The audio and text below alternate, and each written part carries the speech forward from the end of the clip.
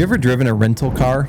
Now, be honest, you drove that car differently than your own, right? When you're driving your own car, the one that you paid for, the one you have to insure, the one you paid for the tires, you're probably pretty careful. You avoid potholes, you slow down for speed bumps, like you're really cautious. But when you get into a rental car, for most people, things change, don't they? Why? Well, you're not the one replacing the tires, so maybe you accelerate a little harder. You don't worry so much about the curb. Why? It's not you're this terrible, horrible person. You didn't change, but the incentives changed, right? You have more incentive when you're driving your own vehicle. And when this happens, you're experiencing a powerful economic force that explains why banks fail, why teenagers often rebel, and why your church staff might be starting to become a little bit toxic. The economic principle is called moral hazard. It's the economic concept that says people take more risks when they are shielded from the consequences.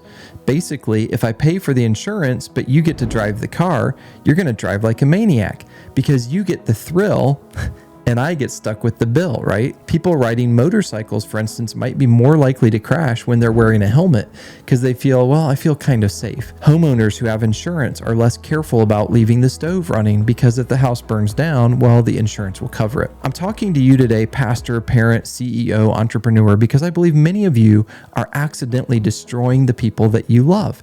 You think you're showing them grace, you think you're being merciful, but actually you're creating for them a moral hazard. You're building a safety net so thick that the people you lead have stopped looking where they're walking because they have this safety net around them. And when the crash comes, and it always comes, it's going to be worse than you can imagine. Today, we're going to look at why God, in his infinite love, often refuses to bail us out. And why, if you want to lead like Jesus, you might need to let some things crash sometimes. So let's define the concept and let's talk about the bailout trap. We need to get the definition right. In economics, moral hazard occurs when one party gets involved in a risky event, knowing that it's protected against the risk, and the other party will incur the cost. We saw this in 2008. There was this phrase, too big to fail. Big banks made incredibly risky bets. Why? They knew that if they won, they got to keep billions of dollars. If they lost, the government, which really means you and me, the taxpayers, would bail them out.